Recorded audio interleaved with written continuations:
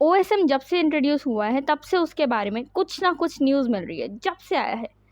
कभी काम ठीक से नहीं कर रहा है, कभी उसकी वजह से बहुत अच्छी कॉपीज़ चेक होने वाली है, कभी बहुत स्ट्रिक्ट मार्किंग होने वाली है, टीचर्स को कॉपीज़ दिख नहीं रही हैं, और रिज़ल्ट आने के बाद तो न्यूज़ सिर्फ बढ़ती जा रही है। उसके बारे में इतनी न्यूज़ आ चुकी है, अच्छी न्यूज़ CBSE के अलावा और कोई नहीं दे रहा है।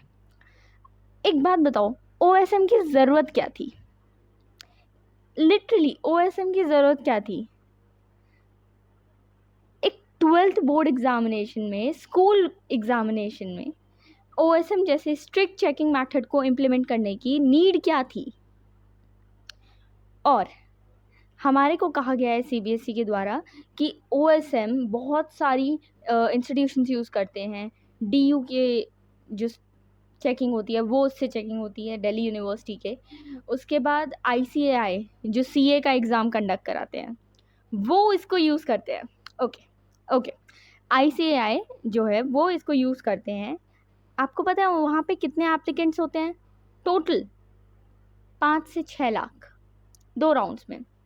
देन अगेन ये तो एक बात हुई। उसके अलावा UPSC का नाम सुना है?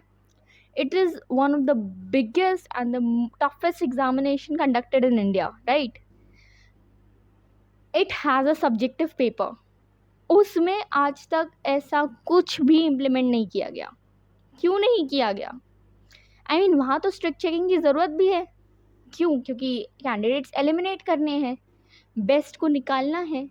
यहाँ आपको किसको निकालना था? नेक्स्टली, अपग्रेड करना बहुत अच्छी बात है, हमें ऑफ कोर्स अपग्रेड करना चाहिए, टेक्नोलॉजी अडेप्ट करनी चाहिए, इसमें कोई बुराई नहीं है। बट आपको ये चीज़ उन बच्चों पे टेस्ट करनी है जो बच्चे अपनी लाइफ एक्चुअली स्टार्ट करने वाले हैं, जहाँ पर उनके पास अभी कोई फिक्स पैथ नहीं है, अब वो अपना पाथ चूज़ करने वाले हैं, जिसके लिए उनको आपके इन मार्क्स की नीड है। आगे जाके 5, 6, 7, 8 साल बाद कोई नहीं पूछेगा इन मार्क्स के बारे में। ये मार्कशीट कहाँ होगी पता नहीं, क्या मार्क्स थे सब भूल जाएंगे। बट आज उस बच्चे को इन मार्क्स की रिक्वायरमेंट है, उसको चाहिए अपनी लाइफ स्टार्ट करने के लिए, अपना करियर पाथ चूज़ करने के लिए इन मार्क्स की नीड है। तब आपने उनके साथ ऐसा खेल खेल लिया है। 10th के बच्चे, मैं नहीं बोल रही हूँ 10th के बच्चों के साथ कभी ऐसा होना चाहिए था, बट थिंक प्रैक्टिकली, उनके साथ अगर ऐसा कुछ होता भी तो भी आपने उनको ऑप्शन दे रखा है सेकेंड बोर्ड एग्जामिनेशन का। उनको सेकेंड बोर्ड एग्जामिनेशन की नीड क्या है? लिटरली उनको नीड क्या है? वो क्या करेंगे सेकेंड बोर्ड एग्जामिनेशन का? एंड नाउ अगर पूछा जाए कि 12th को क्यों नहीं दिया सेकेंड बोर्ड एग्जामिनेशन, तो इनको ये कहना है कि क्योंकि उनको कॉलेज एडमिशन्स लेने होते हैं, उनकी एंट्रीज होती हैं, तो इसलिए उनके साथ ये नहीं कर सकते। भाई, दे लिटरली नीडेड दिस। उनको रिलैक्सेशन मिलता है इससे, क्योंकि अगर वो अपने फर्स्ट बोर्ड एग्जामिनेशन के टाइम पे अपने कॉम्पिटिटिव एग्ज़ाम की तैयारी कर रहे हैं तो they could have focus on that, and उसके बाद सेकेंड बोर्ड अच्छे से दे सकते थे, या फिर एटलीस्ट फर्स्ट बोर्ड अच्छे से दे दे और सेकेंड बोर्ड के टाइम पे कॉम्पिटिटिव की तैयारी कर लें। They needed this option. Well, ये सब हो गया, कोई बात नहीं, वैसे कोई बात कैसे नहीं, बट फिर भी चलो कोई बात नहीं। CBSE is not ready to accept कि उन्होंने गलती करी है, उनकी साइड से फॉल्ट है। वो आज भी यही कह रहे हैं कि OSM के थ्रू बहुत फेयरनेस है, ट्रांसपेरेंसी है। कहाँ है ट्रांसपेरेंसी?